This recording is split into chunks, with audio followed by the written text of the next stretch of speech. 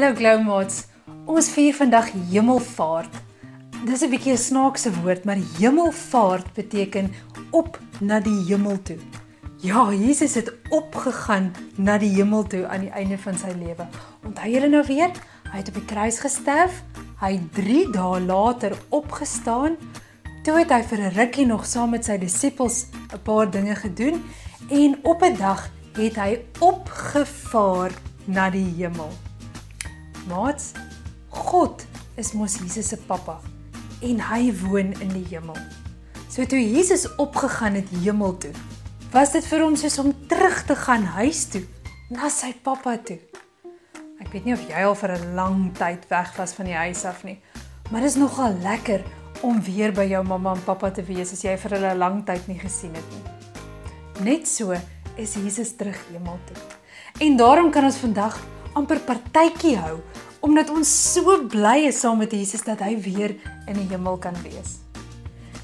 Jesus wat opgevaar het na die hemel, beteken ook dat hy nou tegelykertyd by ons almal kan wees. Op aarde kan ek en 'n maatjie mos by mekaar wees, maar een mens kan nie op 2 plekke wees nie. Terwyl Jesus mens was, kon hy ook net op 1 plek op 'n slag wees. Maar nou dat hy in die hemel is, kan hy by ons almal wees die hele tyd.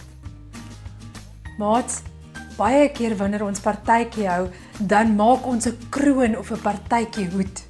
En 'n kroon sal veral vandag goed werk, omdat ons weet dat God die koning van die heelal is en Jesus saam met hom op die troon is. Ons gaan vandag 'n kroon maak om saam met Jesus sy teruggaan huis toe te vier. Ek het sommer een met tinfolie gemaak, of jy kan die papier wat ek vir mamma en pappa gestuur het gaan uitknip en lekker versier, sodat jy jou kroon op jou kop kan sit en kan weet, as jy Jesus se kind is jy 'n koningskind.